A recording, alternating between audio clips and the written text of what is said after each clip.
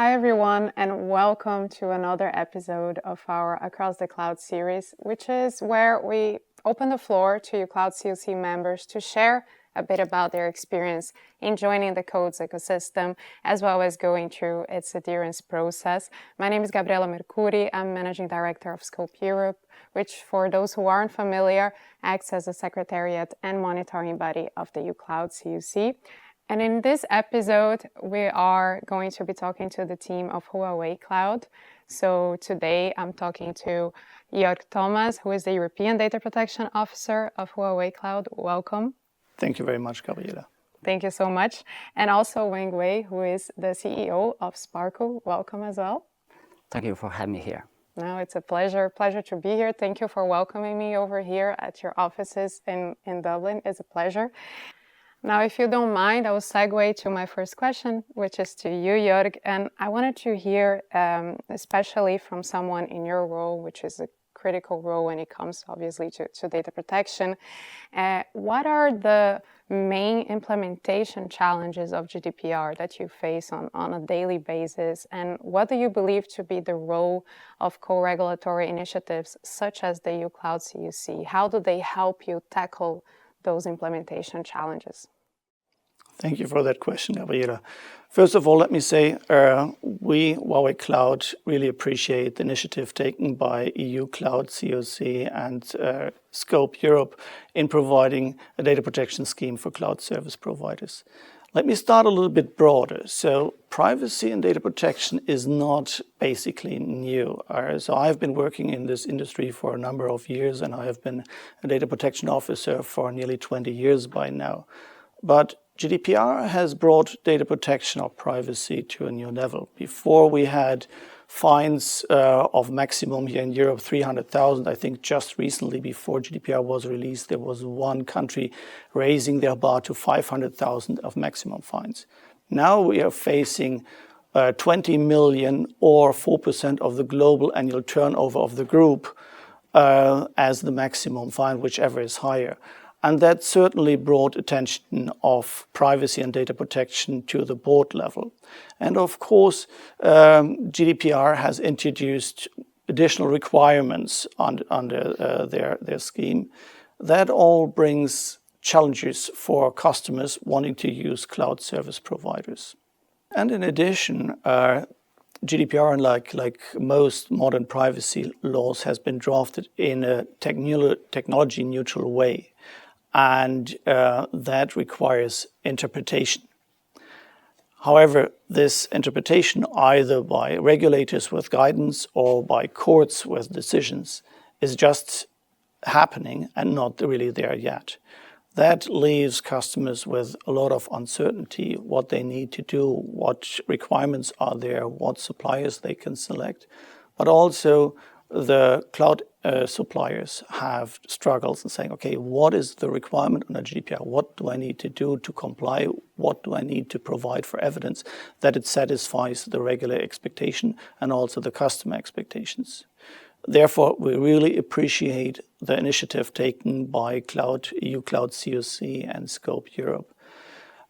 Due to the acceptance by the Cloud Code of Conduct by the European Data Protection Board, I think it was in 2021, according to Article 40, and the accreditation of Scope Europe under Article 41, Huawei is then able to show to customers, because we adhere to the code, that they can select us and we are helping them to comply with GDPR, specifically with requirements under Article 28, which is basically saying that the controller, which is the customer, needs to only select suppliers where they can be sure that they comply with GDPR.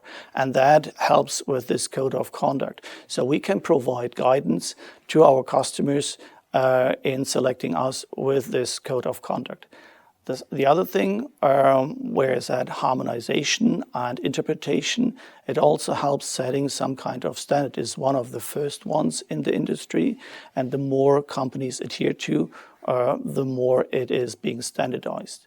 I have spoken about the benefits for now the customers and also for the cloud suppliers, but I also think there is a third party that would benefit from that, and that is the regulators.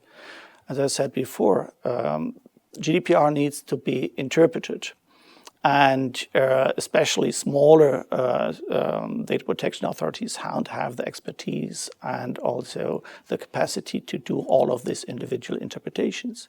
Now, with an accepted cloud code of conduct by the European Data Protection Board, they can rely on that and don't need to do and use this interpretation. And in the end, what I see and hope that it will work in this way is a harmonization of how GDPR is interpreted and implemented across the cloud industry, because then all of the regulators can rely on this code of conduct and it can become best practice in the end. Thank you so much, Jürgen. And indeed, I could only emphasize several of the elements that you've brought.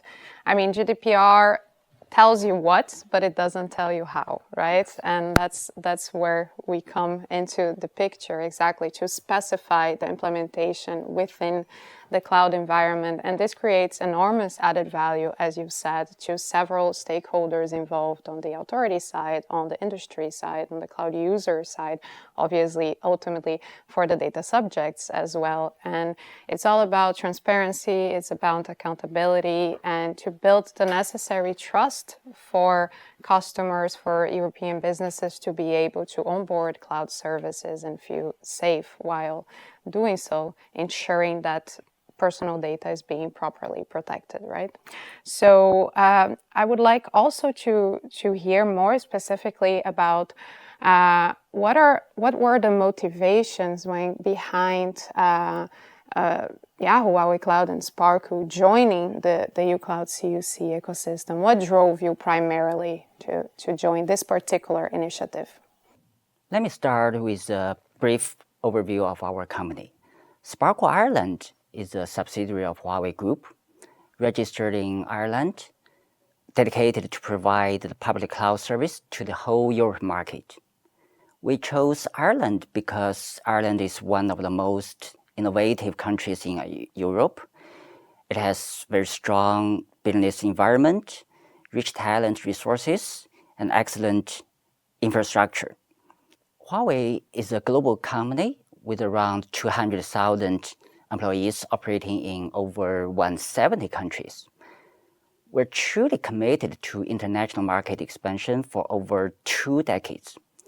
Very early on, we realized that in any market, compliance is a must. It is a company culture deeply rooted in the DNA of Huawei. Our top management has set a very clear tone. For all applicable laws and regulations, Huawei's basic principle is compliance, compliance, compliance. So, inherited from Huawei Group for Huawei Cloud in Europe, we can say that cybersecurity and privacy protection are our priorities. In the market perspective, Huawei Cloud ranks among top 2 players in the Chinese market. Although we only launched the public cloud service in late 2022 in Europe, we are highly confident with our advanced technology, innovative products, hands-on customer service, and competitive pricing. However, we clearly understand that we would have a long way to go in terms of the growth and scaling up. To win over customers, the first thing we need to do is to build trust. And we think that the privacy protection is the cornerstone of that trust.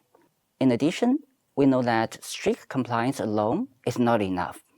We must demonstrate and prove our compliance to the public. That's why we sought out the most authoritative and credible GDPR monitoring body. Fortunately, we found EU Cloud CoC. It aligns with our business strategy. It is industry leading and carries great authority to help us to prove our compliance to the public. Thank you so much, Wang. And you've mentioned the word compliance, right? Which is basically in the center of everything we do. And talking about that, considering that Sparkoo has successfully gone through the adherence process recently of the EU Cloud CoC, so really taking that commitment to showcase compliance in one of your first years, as you've mentioned, basically your second year operating in the EU, right? So that's quite an important milestone. Can you share a little bit more about what this adherence process looked like? What does it mean for you guys to achieve that? Huawei Cloud is proud to have been recognized by EU Cloud CoC for GDPR compliance. I consider this recognition contains three important layers. First one is about the products. All the system and services of Huawei Cloud is built with privacy protection by design and by default, adhering to the GDPR compliance from the development stage. This is the foundation layer. The second layer is about the deployment and operations. All our public cloud services for the European market are based entirely in the data centers in Ireland. We have 3 available zones here in Dublin. Our operational teams are exclusively based in Ireland and Hungary. So that's maximally ensure that all the services are from the EU, by the EU, and for the EU. The third layer involves the value chain and ecosystem, where also EU Cloud CoC has been most helpful in our verification processes, not only improving our internal privacy measures, but also fostering the collaboration with the suppliers and customers, which facilitates the broader compliance of the GDPR across the value chain. For example, at the data processor, Huawei Cloud would work with our customers implementing some processes such like DPIA, DSR, and so on. But some of our customers, especially many SMEs coming from non-EU area, they don't have much experiences with GDPR compliance. So we would proactively provide some sort of consultancy to help them. And Cloud CoC gave us a very comprehensive and practical guidance in these processes. It's quite helpful. I believe that no one is isolated. When everyone in the value chain can collaborate with each other closely and effectively, the whole ecosystem would benefit in the long run. In fact, since our declaration of the adherence to the EU Cloud CoC for the GDPR compliance, more and more customers have refreshed their view of Huawei Cloud, and their confidence in us has grown significantly. I believe the EU Cloud CoC is not just a badge of approval, but a true catalyst for our business growth. We're truly grateful for this partnership. Thank you so much, Wang. And there are several things I could also pick apart from what you've said, because you've mentioned quite a lot of important elements when we are discussing co-regulation, when we are discussing codes of conduct more particularly. But one of the things you've said that I think it's always important to highlight, you mentioned that the Cloud CoC is a comprehensive and practical tool. And one of the facts that make it as such a comprehensive tool is that it covers all cloud service layers. So we know how complex the cloud industry, the cloud environment is. You have so many, you could say a lot of asymmetries throughout the whole cloud industry. It's not a homogeneous space, right? So the fact that you have one tool that covers infrastructure as a service, platform as a service, and software as a service, it's also quite important to reach something that you've mentioned, Joerg, in the beginning, and that is also extremely important, which is harmonization. So if you were able to harmonize, to have a practical way to implement GDPR, so technical and organizational measures that are harmonized at a large scale in such a diverse environment, such as the cloud industry, that's a very, very important element, right? So based on that, I wanted to hear your views, Joerg, on, the code is also, obviously, you have an approval process. This is like a starting point, but it's a living document, right? And the General Assembly continuously work to make sure that the code is up to date, and we need to always be aware of any developments in terms of guidelines, of EDPB opinions, and so forth, and any other regulatory developments that can, impact the code and its implementation. So based on that, could you perhaps share your view on what is the role, what is the importance of having a platform such as the General Assembly of the Code to exchange continuously with your industry peers? How do you see this helps you in your role, and it helps obviously Huawei Cloud more broadly?